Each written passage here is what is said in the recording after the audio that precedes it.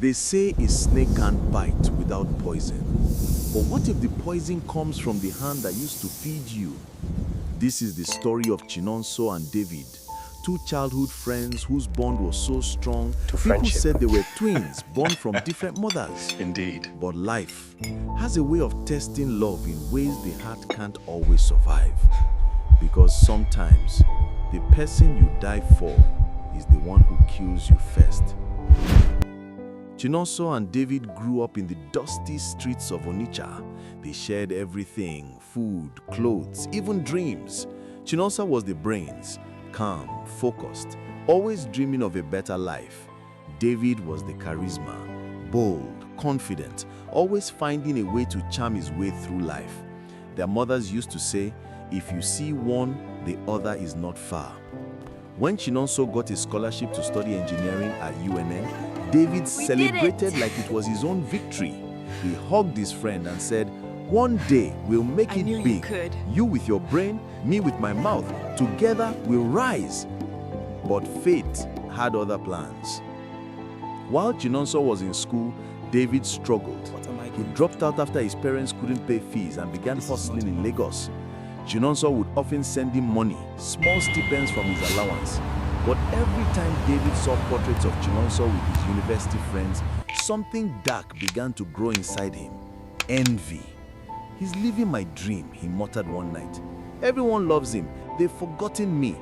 So when Chinonso graduated and landed a lucrative oil company job, David's jealousy turned into quiet hatred, one he hid behind fake smiles and laughter. A year later, Chinonso helped David secure a job at the same company. He trusted him completely. They even lived in the same apartment in Lekki. One night, while Chinonso was away on a business trip, David stumbled upon a confidential file in his laptop, a project worth millions. Chinonso was leading it. If successful, he would be promoted to regional manager. David couldn't stand it. He copied the document, replaced key details, and sent the file using Chinonso's name to a rival company. Within a week, the company's project collapsed. The board blamed Chinonso. He was fired. Chinonso begged, cried, pleaded. He showed his innocence, but there was no proof. David, his brother, testified against him. He lost everything: his job, his house, his reputation. He returned home to his village, broken and silent. David, meanwhile, was secretly rewarded by the rival company with the same position that was meant for Chinonso. He bought a new car, moved into a new house. To everyone else, he was thriving. But inside, he couldn't sleep.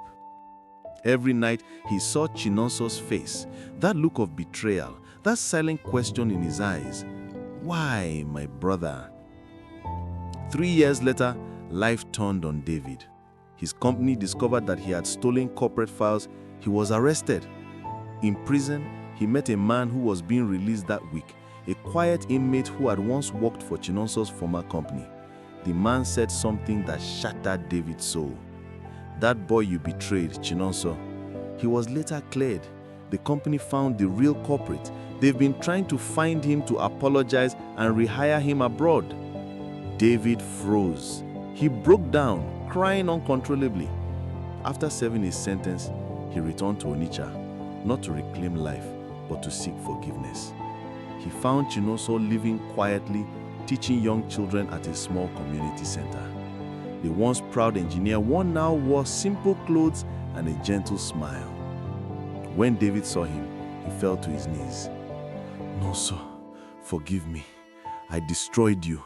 I was jealous. I lied. I betrayed the only person who ever loved me." Chinonso looked at him for a long time.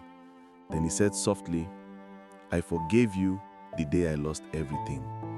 I realized that hate only keeps you chained to pain." David wept uncontrollably. Chinonso later started an NGO to help youths overcome envy, greed, and betrayal. He invited David to join him, not as punishment, but as proof that grace still exists. Their first outreach program was titled, "When Brotherhood Breaks." Chinonso said to the crowd, "Betrayal hurts, but forgiveness heals deeper."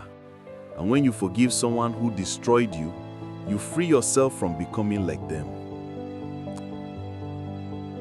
Never let jealousy make you destroy the hand that fed you.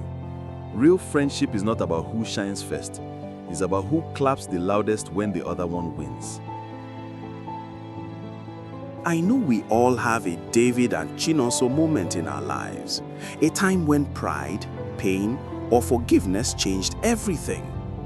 But what would you do if your best friend betrayed you?